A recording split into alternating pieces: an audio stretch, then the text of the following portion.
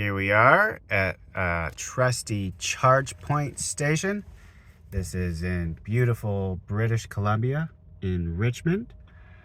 And we are sitting here in our beautiful Rivian R1T. And this is our first charging session. First charge! Currently at 240 kilometers of roughly 525. So we're a little bit more than half done the battery. We have a couple hours here before our next commitment. So we're gonna plug in, get a little bit of a top up. All right, here she goes. Nicole just set up her driver profile. The Rivian can automatically adjust all of its mirrors and its seat so that you have the best setup possible for the driver. Pulling up for our first charging session.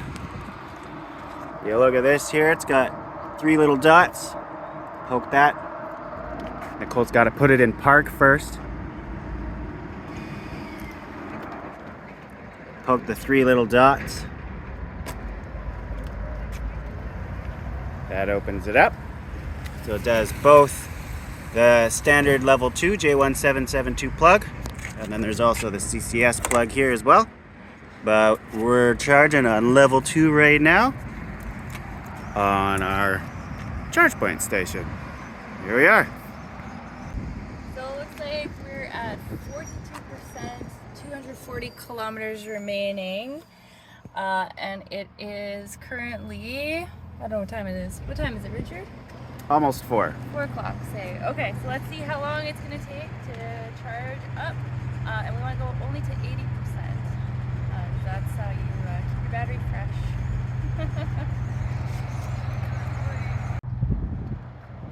So here we are, charge point station. It's the Charge Point app. They have spent a lot of time and effort on this app. I've personally never charged a car with it before because I didn't have an EV.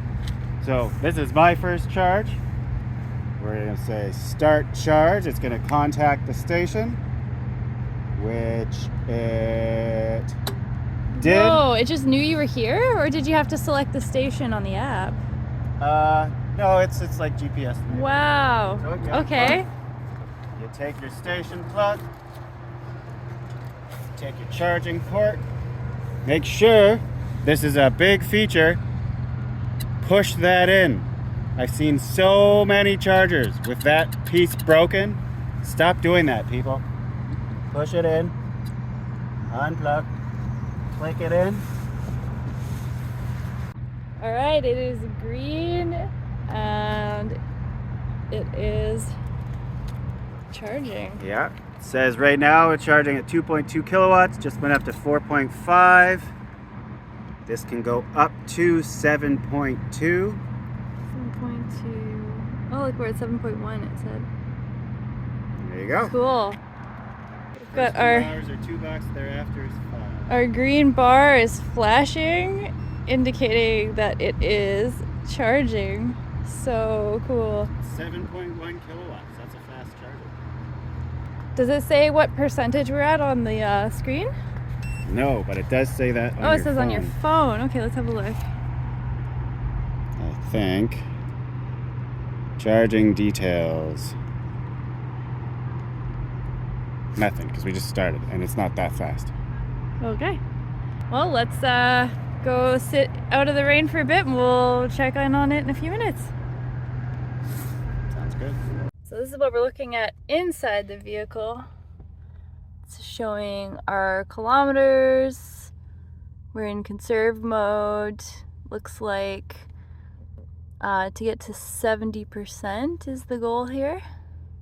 Well, we've already gone up a little bit. You can see our efficiency rating there. That's measuring how many spurts of speed we're doing versus regenerative braking. That's pretty cool. Actually, that's the kilometers driven per kilowatt hour of battery usage. There you go. Cool. Time to get some work done. Back at the office. Cool. Another few features, power outlets on and off. There's quite a few power outlets in here. To conserve power, they're switched off, but you can turn them on from this menu here. And if you've got a garage, which we don't, but if you've got your vehicle plugged in, you can set your charging schedule. This can allow you to charge off-peak hours and set whenever you want it to charge. So it's not just plug it in and it's charging. You can have it on timer, which is pretty cool. And then looks like we can change the amperage too. Any thoughts on that, Richard? So charging amperage, we can just push the info button. Reduce your amps. That's like a safety thing, I guess. So you don't explode anything. Something like that. Yeah, it's to be able to pick the accepted output of the charger that you have available. So not all chargers are created equal. The charge point stations, for example, which we're clicked into right now, some of them have full power output setups. Some of them are set up so that one 40 amp circuit is powering both ports of the station.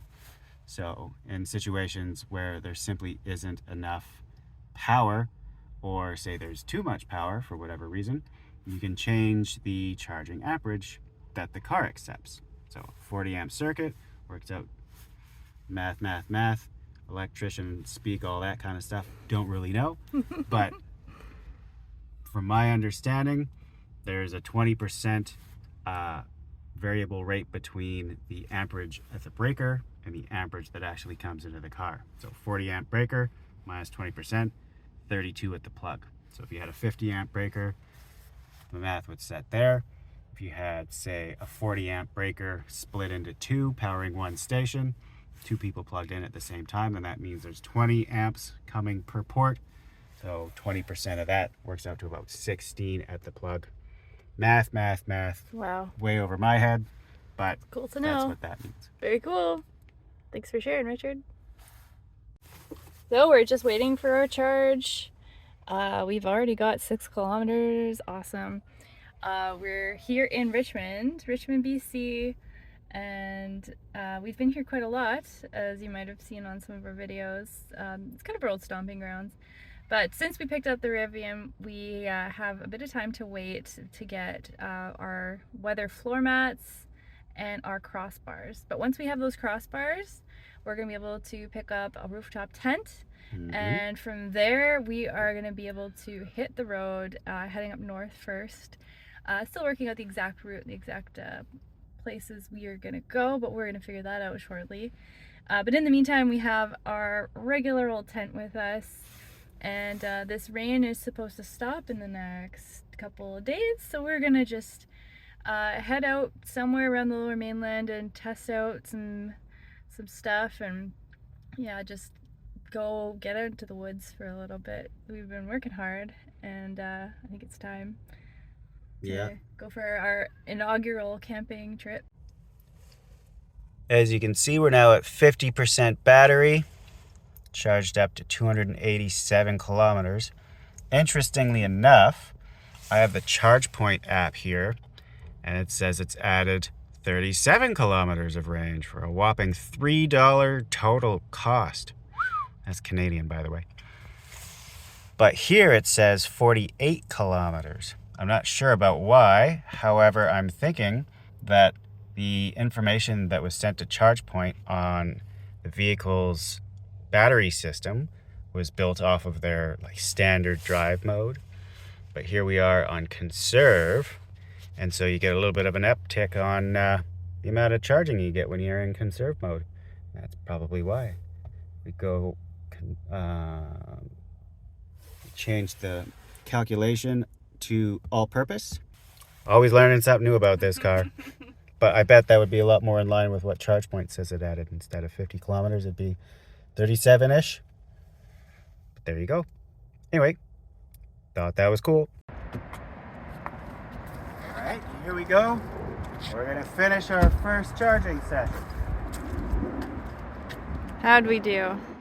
About an hour for about 10%. Hour and a half, yep. Hour and a half. So How many kilometers about did we get? that worked to about 50 kilometers. We're on the Charge Point app. 50? That's We're not gonna bad. go to the stop button. Stop it right on your app there. Communicating with the station to end your charging session. This clicks, which There you unlocks go. Complete. the charger from the car. And then, as all nice charging EV drivers go, please put it back. And don't rip it out of your car and break that. It's annoying. The service team hates it. Says the person who's never ever charged before. I hear stories. Yeah, we charge our port, or close our port.